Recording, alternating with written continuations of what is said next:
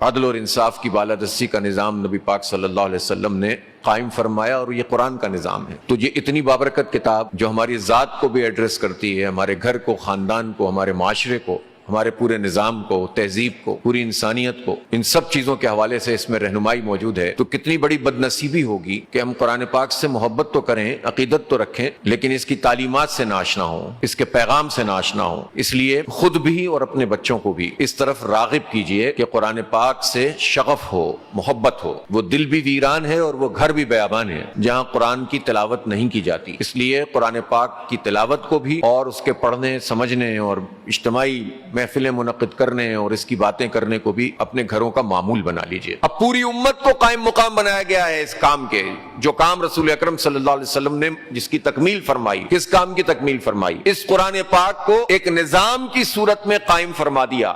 قوت نافذہ کی صورت میں قائم فرما دیا، ایک ریاست کی صورت میں قائم فرمایا، اور پوری امت کے سپرد کیا کہ اب اس کو سنبھالو۔ جب تک سنبھالتے رہے، عروج حاصل کرتے رہے، بتدریج زوال آتا چلا گیا تو دنیا میں بھی بے زور ہو گئے، کمزور ہو گئے، پھر عروج حاصل کرنا چاہتے ہیں، پھر اس کے نظام کو قائم کرنا پڑے گا، اس کے بغیر گزارا نہیں ہوگا۔ اسی میں عظمت ہے، دنیا بھی ہے، آخرت بھی ہے۔ 23 سال کی مدت میں یہ قرآن پاک نازل ہوا، اور اس کی حکمت یہ تھی کہ مختلف وقتوں میں اس دینی تحریک کو جس چیز کی ضرورت تھی اس کے اعتبار سے اللہ کی طرف سے ہدایات اور رہنمائی نبی پاک صلی اللہ علیہ وسلم کو ملتی تھی، اور آپ صلی اللہ علیہ وسلم اس کے مطابق عمل فرماتے تھے۔ تو یہ سب سے بڑی سنت اس دین کا اور اس قرآن کے نظام کا قیام ہے۔ اس کو چھوڑ کر اگر کوئی سمجھتا ہے کہ ہم نبی پاک صلی اللہ علیہ وسلم سے عقیدت اور محبت کے زمزمے باہر آئے ہیں، تو اس کو سمجھنا چاہیے کہ بنیادی چیز کو چھوڑ کر آپ کیسے جزوی چیزوں کی بنیاد پر توقع رکھتے ہیں کہ ہم آپ صلی اللہ علیہ وسلم سے محبت کا رشتہ قائم کر سکیں گے۔ اب قرآن پاک پہ ہمارا ایمان ہے،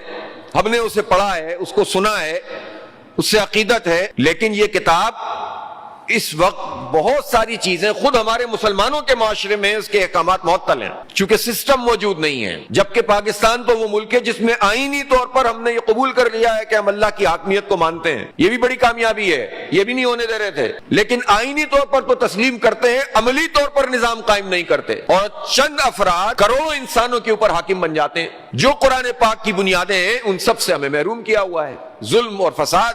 اور انسانوں کے درمیان تقسیم اور تقسیم در تقسیم، یہ سارے کام وہ کرتے ہیں، اور ایسے افراد جو عام لوگ ہیں وہ ان کا شکار ہو جاتے ہیں، زندہ باد مردہ باد کرتے رہتے ہیں، لیکن یہ نہیں دیکھتے کہ یہ لوگ ہمیں کس طرف لے کر جا رہے ہیں، ہماری تمناؤں کا خون کر رہے ہیں۔ اس لیے اس قرآن پاک کا، اس پر ایمان لانے کا، اس سے محبت کرنے کا، اس سے عقیدت رکھنے کا، اس کو پڑھنے کا اور سمجھنے کا، تراویح میں اس کی تلاوت کرنے اور سننے کا تقاضا یہ ہے کہ اس کے نظام کو قائم کرنے کی جد و جہد کی جائے۔ اس کے احکامات موجود ہیں کتاب میں لیکن نافذ نہیں ہے۔ جب نافذ نہیں ہے تو ہر مسلمان کے اوپر یہ واجب ہے کہ اس کو نافذ کرنے کا سسٹم بنائے۔ اس قرآن پاک میں تو جہاد بھی ہے، قتال بھی ہے، اس میں تو ذات بھی ہے، معاشرہ بھی ہے، خاندان بھی ہے، نظام بھی ہے۔ بس اس قرآن سے جڑے، سیکھیں اور سکھائیں، پڑھیں اور پڑھائیں، اپنے دل کو منور کریں، اپنے اخلاق کو درست کریں، اور اس کا پیغام لے کر پوری دنیا پہ چھا جائیں۔